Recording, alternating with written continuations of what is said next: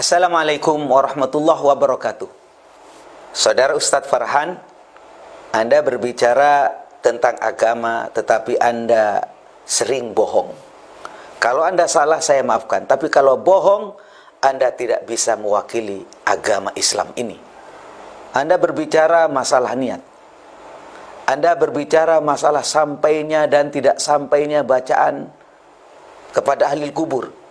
Anda berbicara tentang masalah zikir dikeraskan, dinisbatkan kepada Imam Syafi'i. Anda bohong. Maka ingat, katanya ulama, wa idza takallama al-mar'u fi ghairi fannihi ata bihadhil ajaib.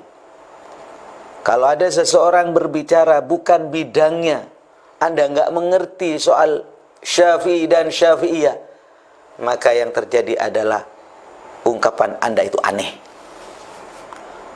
bahkan penuh dengan kebohongan. Mengapa saya katakan Anda bohong? Kalau Anda salah, saya maafkan. Tapi kalau Anda bohong, tidak bisa. Ini soal ilmu. Saudara perhatikan, Indonesia rata-rata apa? Syafi'iyah, bukan Syafi'i. Ini, perhatikan. Ya, Syafi'iyah. Melafadzkan niat ketika sholat, itu pendapat sebagian ulama Syafi'iyah, enggak semua, bukan pendapat Imam Syafi'i. Imam Nawawi saja menyalahkan pendapat ulama Syafi'iyah yang melafadzkan niat ketika sholat. Ya, rata-rata adalah Syafi'iyah. Menurut Ustadz Farhan, melafadzkan niat, misalnya nawaitu, usolli dan lain-lain, adalah bukan pendapat Imam Syafi'i, melainkan pendapat sebagian ulama Syafi'iyah. Betulkah? Anda bohong. Mari kita perhatikan secara seksama. Di dalam kitab Ibnul Muqri Al-Mu'jam halaman 317 disebutkan, akhbarana Ibnu Huzaimah haddatsana Ar-Rabi' qala kana Asy-Syafi'i idza arada ay yadkhula fi shalat. Imam Syafi'i itu kalau mau melaksanakan salat, qala bismillahi muwajjihan li baitillahi muaddiyan li fardillahi azza wa jalla, Allahu akbar. Artinya apa? Imam Syafi'i melafadzkan niat. Jadi saudara Farhan ini bohong. Bahkan mengatakan katanya Imam Nawawi tidak menganjurkan. Bohong lagi Anda itu. Mari kita cek Imam Nawawi, pentarjih utama mazhab Syafi'i. Beliau menyampaikan, wan niyatu, adapun niat, bil qalbi, itu ada di dalam hati. Wa yundabu, dan dianjurkan, disunatkan, an-nutqu, mengucapkan, kubailat takbir, sebelum takbir. Anda baca di dalam kitab Minhaj At-Talibin juz 1 halaman 26. Bahkan banyak menyelisih pendapat Imam Syafi'i. Contohnya mengirim pahala Al-Quran. Imam Syafi'i berpendapat tidak sampai ke mayat. Ya. Yang kedua, kebohongan Ustadz Farhan ini. Katanya mengirimkan pahala Al-Quran tidak sampai. Menurut Imam Syafi'i. Lagi-lagi Anda ini hanya membaca literatur sekunder. Saya katakan Anda itu cetek. Coba bagaimana Ibnu Hajar menyampaikan, wa qala al-Hasan Ibnu Sabah Az-Za'farani sa'altu Syafi'iyah 'anil qiraah.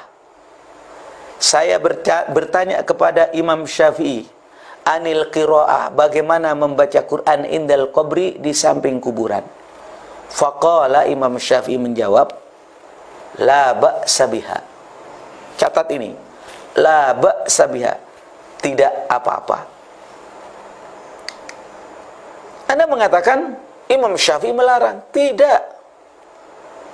Al-Hafidz Ibnu Hajar menyampaikan, wa hadza nassun gharibun an Syafi'i wa Za'farani min ruwatil qadim wa huwa thiqatun wa idza lam yarid fil jadid ma yukhalifu mansusal qadim fa huwa ma'mulun bihi yalzamu min dzalika ay yakuna asy-Syafi'i qailan bi usuli thawabil Qur'ani li'anna al-Qur'ana asyrafudz dzikri.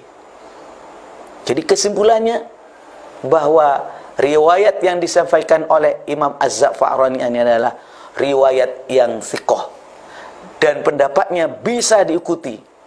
Maka ditarik kesimpulan, Imam Syafi'i menyampaikan sampainya bacaan Quran kepada orang-orang yang sudah meninggal. Karena apa? Li'annal Quran asyrafudz dzikri, karena Quran itu zikir yang paling utama.